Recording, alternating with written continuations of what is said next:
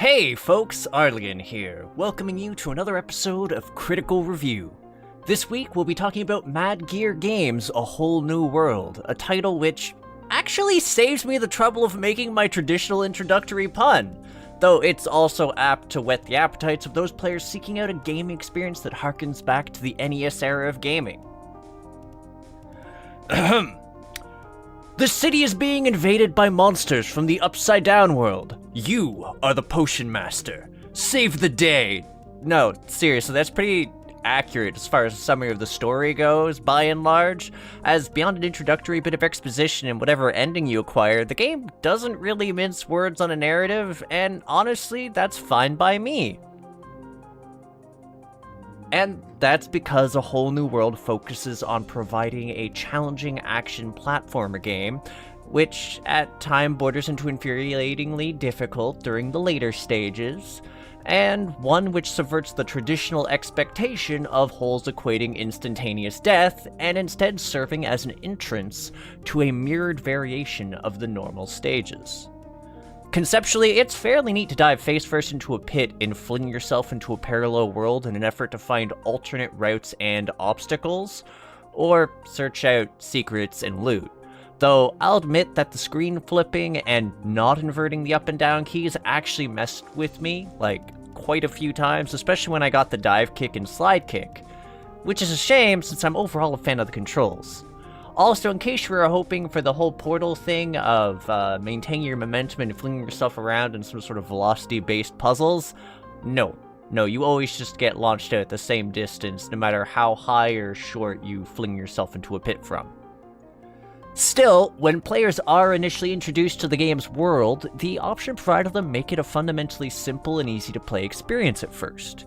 You jump and fling an arcing potion projectile, but as players progress through the increasingly hostile hordes of hungry enemies, and the various obstacles provided by the game's stages, they'll come face to face with its bosses.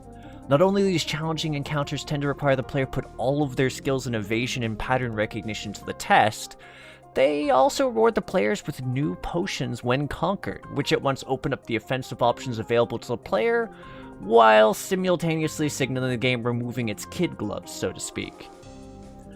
By the time the game provides you with the ability to slide and double jump, you'll be navigating hellish gauntlets of enemies and level hazards, which will see you dying over and over again. Which is why I was grateful the game not only provides checkpoints, but also doesn't send players back to the stage's start when they run out of lives. It's also somewhat generous about squirreling away recovery items throughout the stages, with the stage mirroring frequently providing hints to where more may lie. Still, whilst I enjoyed my initial run through the game, I did find myself put off by its New Game Plus option. Not because it throws you into a world that's absolutely populated with hordes of enemies from the end of the game, since at this point you actually get to start the game with the whole of your arsenal at your disposal, but because it plays through screen flip, which ultimately felt very disorienting to me, especially control-wise. Now, when it comes to A Whole New World sound quality, I can say it manages to achieve the NES chiptune aesthetic fairly well, without bordering into becoming obnoxious, but I was altogether fairly neutral towards it. It wasn't bad by any means, but there wasn't any particular theme or leitmotif that stuck in my brain. Though it was neat that a number of the boss's themes all had a certain common thread between them. Overall, the graphics in A Whole New World are solid and clean, the animations are nice to look at, enemies are distinct from the background and easy to pick out, and frankly, the attacks are wonderfully telegraphed and tend to look impressive to boot. It manages to pull off the whole retro look and manage it quite well, while not actually skimping on any sort of detail or effort. Also, there's some neat hidden characters in the various stages which have some really funny animations. Honestly, at the end of the day, I'd say I'm fairly fond of A Whole New World, but there are distinct moments when I was playing through that I found extremely punishing or frustrating. While some of these challenges I embrace, such as learning to utilize the various new potions I'd acquired to their maximum lethality, others were a little more frustrating in nature.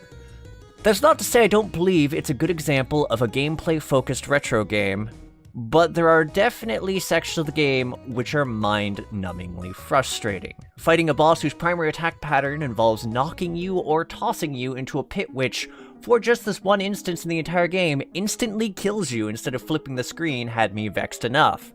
But having the final boss spam a diving grab attack that instantly kills you had my blood boiling. Still, if you're a fan of retro-themed games and want something that feels somewhat in the vein of an early NES Mega Man game, this may in fact tickle your fancy. Ultimately, I consider A Whole New World a hit. But the Screen Flip New Game Plus can still eat my dick.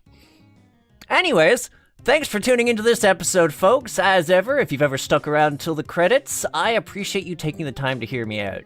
If you have some opinions you'd like to share on the game or this video, let me know in the comment section below, and if you'd like to see more reviews, developer interviews, or just indie or tabletop gaming related things, hit that subscribe button and the bell icon so you can get alerts.